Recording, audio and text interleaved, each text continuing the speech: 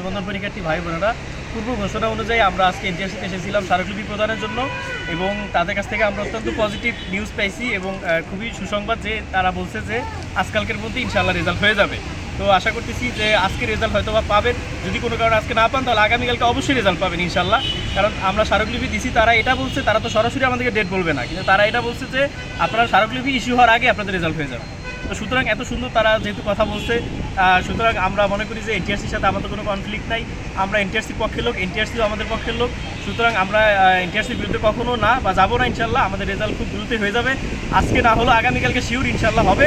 এতটুকুর উপরেই আপনারা অদৃষ্ট থাকেন। যদি কোনো কারণে এর ব্যত্যয় হয় সেটা আমরা তো অবশ্যই ঘোষণা অনুযায়ী আমরা পরবর্তীতে কার্যক্রম নিবই। কি ভাই, আমরা সেভাবে বলছি, আমরা সেভাবে বলছি।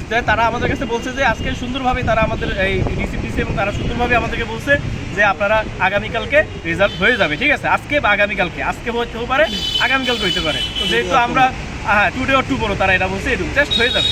এখন যেহেতু আমাদের ঘোষণা আছে অলরেডি যে যদি সোমবার দিন মধ্যে রেজাল্ট না হয় বা মঙ্গলবার মধ্যে রেজাল্ট না হয় তাহলে আমরা পরবর্তী কর্মসূচি ঘোষণা করব।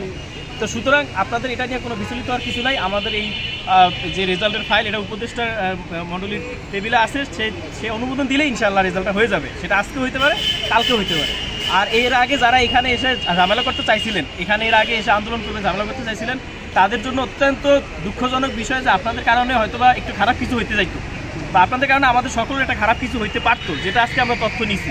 এখানে এসে আমরা গোয়েন্দা সংস্থার কাছ থেকে তথ্য পাইছি, এনটিআরসির কাছ থেকে তথ্য পাইছি। এখানে যদি আপনারা এসে হট্টগোল করতেন, গতকালকে আপনারা যে ব্যানার বানিয়েছিলেন আক্রমণাত্মক কথা বলে, এটা যদি করতেন তাহলে এখানে কিন্তু খুব বাজে কিছু হইতে পারতো। সেটা আমি আবারও বলতেছি, খুব বাজে কিছু হইতে পারতো, যেটা আমাদের 60,000-এর জন্য অমঙ্গল বয়ে আনতো। তো সুতরাং আপনারা ধৈর্য ধরেন, এতদিন ধৈর্য ধরছেন। সুতরাং আজকে অথবা আগামীকাল পর্যন্ত আপনারা ধৈর্য ধরেন, ইনশাআল্লাহ এর ব্যত্যয় হবে না। যদি এর ব্যত্যয় হয় সেটা আমরা ইনশাআল্লাহ আসি, আমাদের তো ঘোষণা করাই আছে যে আমরা মঙ্গলবার দিন প্রয়োজনীয় কর্মসূচি ঘোষণা করব, মঙ্গলবারের পরে, যদি মঙ্গলবার রেজাল্ট না হয়। ধন্যবাদ সবাইকে, সকলে ভালো থাকবেন, সবাই 60,000-এর জন্য দোয়া করবেন ইনশাআল্লাহ।